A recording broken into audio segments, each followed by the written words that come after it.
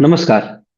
आज का टॉपिक बहुत दिनों से रिक्वेस्ट किया हुआ हमारे एडवांस एस्ट्रोलॉजी के ग्रुप में हमारे कुछ मित्रगण, हमारे कुछ स्टूडेंट्स ये बहुत दिन से रिक्वेस्ट कर रहे थे कि सर शेयर मार्केट में बताइए कि 2026 शेयर मार्केट के लिए कैसा रहेगा। क्योंकि जब से सनी मीन में एंटर किए उससे पहले तक शेयर मार्केट काफी अच्छा चल रहा था, काफी अच्छा कमाई हो रहा था। But at present market unstable है और आए दिन खबर आ रही अब मार्केट गिरेगी, तब मार्केट गिरेगी, अब बबल फूटेगा, तब बबल फूटेगा। तो लोग काफी असमंजस के तौर से गुजर रहे हैं। तो इसीलिए मैंने आपके सामने अपना जो एस्ट्रोलॉजिकल व्यू पॉइंट है वो प्रेजेंट करने वाला हूँ। सेकंड, ये अगर मैं कोई एक पर्टिकुलर सेक्टर बोल रहा हूँ उसका ये मतलब नहीं कि उस फंडामेंटल्स आप चेक किए बिना इन्वेस्ट करोगे। That is a totally I am giving you pure disclaimer. Fundamentals और जो भी पर्टिकुलर चीज होते हैं उसका ट्रैक रिकॉर्ड और सब कुछ वो आप लोग खुद से देखोगे। I am not a share market expert. ग्रह क्या बोल रही है मैं वो बता रहा हूँ। और मैंने पिछले बार भी बताया था कि मेटल्स में कैसे तेजी आएगी। ये मैं मई से करता जा रहा हूँ गोल्ड एंड सिल्वर के लिए। बट इस बार स्पेसिफिकली ये फर्स्ट वीडियो है कि शेयर मार्केट कैसे आपका आने वाला 2026 में प्रिटेंड करेगा। क्यों आने वाला 2026? क्योंकि भाई अभी तो हम लोग फरवरी में बैठे हैं। देखो, जो विक्रम संवत या जो भी हम लोग इंडिया का न्यू ईयर लेते हैं वो लोग हम लोग संवत से लेते हैं। ठीक है, तो एस्ट्रोलॉजी में हम लोग पंचांग का यूज करते हैं। और ये पंचांग से ही आपको पता चलता है कि उस साल का कैसा रहेगा आपका शेयर मार्केट या फिर कौन सा सेक्टर अच्छा रहेगा, कौन सा सेक्टर बढ़िया रहेगा। ये उसी से पता चलता है। ठीक है, 19 मार्च 2026 को हमारा नया साल चालू होने वाला है। और ये जब 6:53 का जब लग्न कुंडली बनता है तो पाइसेस का लग्न बन रहा है इस टाइम में। और पाइसेस में आप खुद चेक कर लेना, मैं यहाँ पे चार्ट भी डाल दूंगा कि उस दिन में क्या सिनेरियो बन रहा है। क्योंकि दो पर्टिकुलर घर में मेजर प्लैनेट्स बैठ रहे हैं। मैं आगे चल के वो पूरा मेजर प्लैनेट्स को भी आप लोग को बताऊंगा।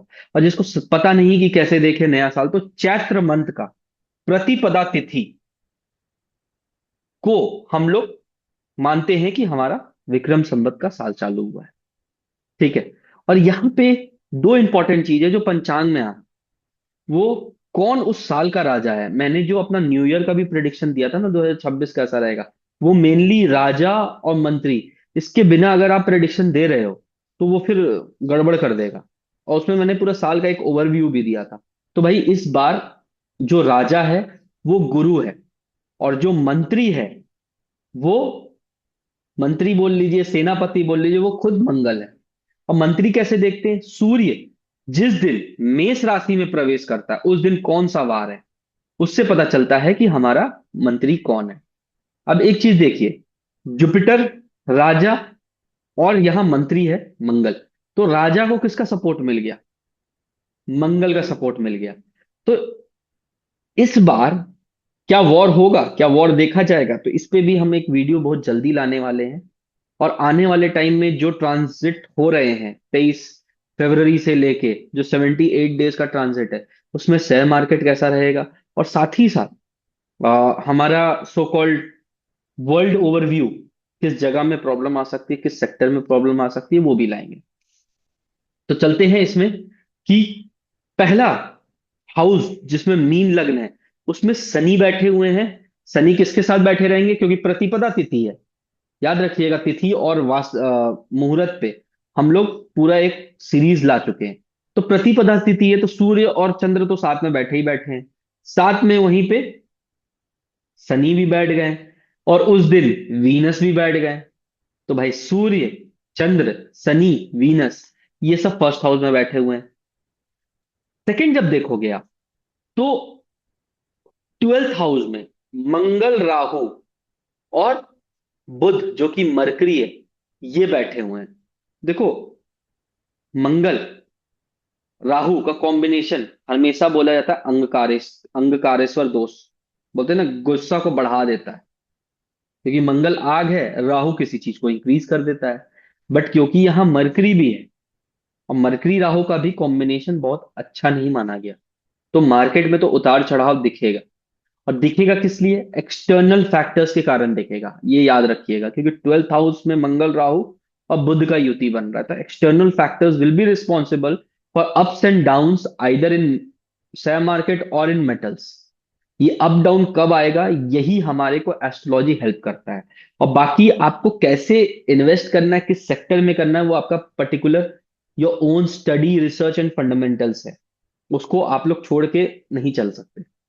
अब मान लो कि मैं बोलता हूं कि चलो बैंकिंग सेक्टर ऊपर जाएगा, जस्ट फॉर एग्जाम्पल, तो यार तुम कोई भी बैंक नहीं ना देख सकते हो, तुम फंडामेंटल ब्लू चिप बैंक्स देखोगे अच्छे, जिसका फंडामेंटल्स है।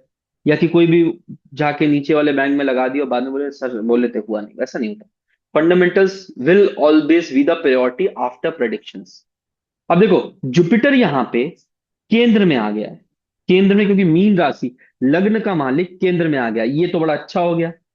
बट यहां पे प्रॉब्लम कहां आएगी? राहु उस जुपिटर को देख रहा है, ठीक है। राहु का फिफ्थ दृष्टि जुपिटर पे है, नाड़ी का हिसाब से अगर देख लो तो। और ऐसे भी बहुत जन दृष्टि लेते हैं, बहुत जन नहीं लेते राहु का दृष्टि। तो आपको जैसा ठीक लगे वो आप समझिए। फिफ्थ दृष्टि जुपिटर पे आ रहा है, तो यहां डिस्टरबेंस तो रहेंगे। अब डिस्टरबेंस कहां रहेगा? ठीक है, वो रहेगा पोर्ट एरिया शिपिंग, ठीक है। और जो भी सैटर्न के सेक्टर्स है, मेटल्स काफी हिचकोले खाएंगे। मेटल में आपको सिल्वर किस वक्त नीचे जाएगा, किस वक्त सोना ऊपर जाएगा, नेक्स्ट वीडियो में बताएंगे आपको।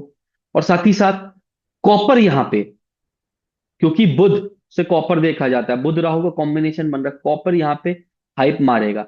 सोलर इंडस्ट्री आपका अच्छा जाने वाला है, क्यों? लग्न में सूर्य बैठा हुआ है। और साथ ही साथ जब आप देखोगे कि कॉपर ऊपर भाग रहा है, तो कॉपर के साथ जो सपोर्टिंग मेटल्स होते हैं वो भी ऊपर भागे, ठीक है। मरकरी जो कि शेयर मार्केट का कारक है, और वो राहु का और मंगल दोनों के साथ बैठा हुआ है, तो कभी इधर कभी उधर हिचकोले खाएंगे। जब जब बुध वक्री होंगे, तब तब शेयर मार्केट में बहुत ज्यादा आपको अप्स एंड डाउन्स आने का चांसेस है। एक चीज और ध्यान देना है, सैटर्न जो है वो जैसे 15 डिग्री क्रॉस करेगा, तो वो नीचाभिलाषी हो जाएगा, मतलब वो नीचता की तरफ बढ़ेगा। जैसे अभी जुपिटर क्या है? उच्चाभिलाषी। मतलब जुपिटर जब भी कर्क में आ जाएगा तो उच्च का हो जाएगा, तो उच्च विलासी, मतलब उच्चता की ओर जा रहा, तो वो जुपिटर और धीरे धीरे अच्छा होते जा रहा है। तो जुपिटर आपको जब सीधा होगा तो शेयर मार्केट में खास करके आपको सो कॉल्ड गोल्ड में बढ़ोतरी देखने को मिलेगा, ठीक है। एडुकेशन इंडस्ट्री में बढ़ोतरी देखने को मिलेगा, कम्युनिकेशन और अच्छा देखने को मिलेगा, ठीक है।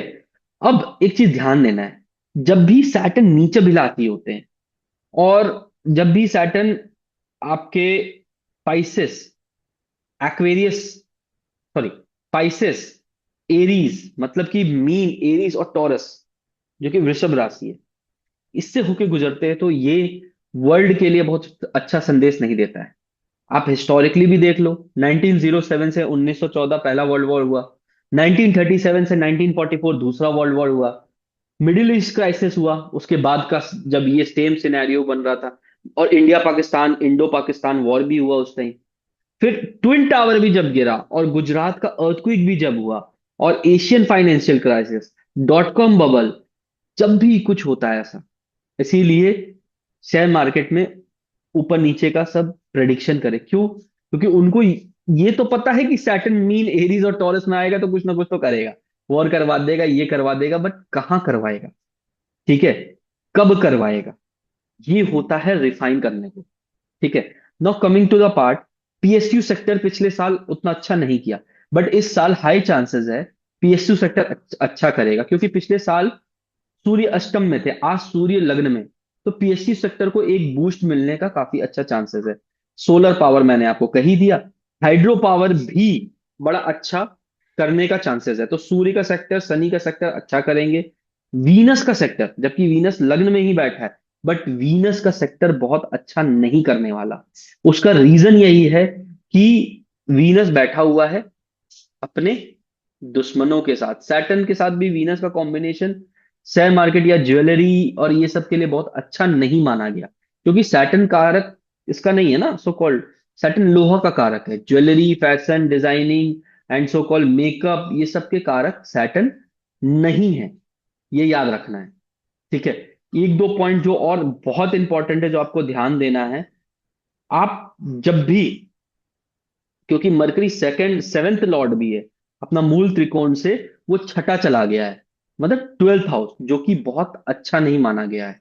और मार्स और राहु अपने, जो भी देखे मार्स राहु का कॉम्बिनेशन बना है, मार्स राहु बहुत अच्छे नहीं है, बट दो मेलेफिक्स जब भी आता है तो उस पर्टिकुलर सेक्टर में ग्रोथ देखा जाता है।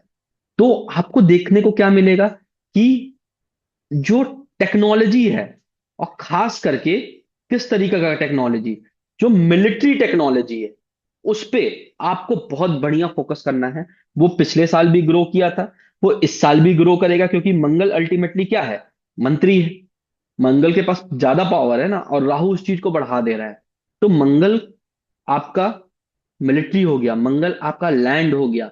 तो जो भी आप देख रहे हो ना, कि एक बार हो सकता है डाउन आने का चांसेस है, कुछ बड़ा क्राइसिस या अर्थक्वेक का भी चांसेस बन रहा है। ठीक है। और जो आगे चल के मंगल राहु और इसका है, उसके कारण और भी खास करके एयर क्राइसिस और ये सब भी आने की चांसेस बहुत हैवी है। मैं आगे चल के बताऊंगा कि चांसेस किस किस जगह आने की ज्यादा हम लोग को दिख रहा है, बोलते हैं ना कि इस जगह में प्रॉब्लम हो सकता है, जैसे मुंबई में चांसेस है। ठीक है, मथुरा में चांसेस है। ठीक है, होल ऑफ इंडिया भी आता है एक राशि में, वो भी मैं बताऊंगा। ठीक है, संहिता से निकाला हुआ है कि कौन सा प्लेस कहाँ है। तो आप लोग को ध्यान देना है, आप लोग मिलिट्री सेक्टर में, खास करके डिफेंस टेक्नोलॉजी के सेक्टर में, जहां टेक्नोलॉजी जैसे six generation fifth generation fighter jet, HAL। ठीक है, प्राइवेट सेक्टर का वो जो कि DRDO हो गया, तो DRDO तो पब्लिक सेक्टर, प्राइवेट सेक्टर में वो जो कि फ्यूचरिस्टिक टेक्नोलॉजी पे ज्यादा फोकस कर रहा है, महिंद्राज हो गए, टाटाज हो गए, ये लोग का शेयर ऊपर जाएगा।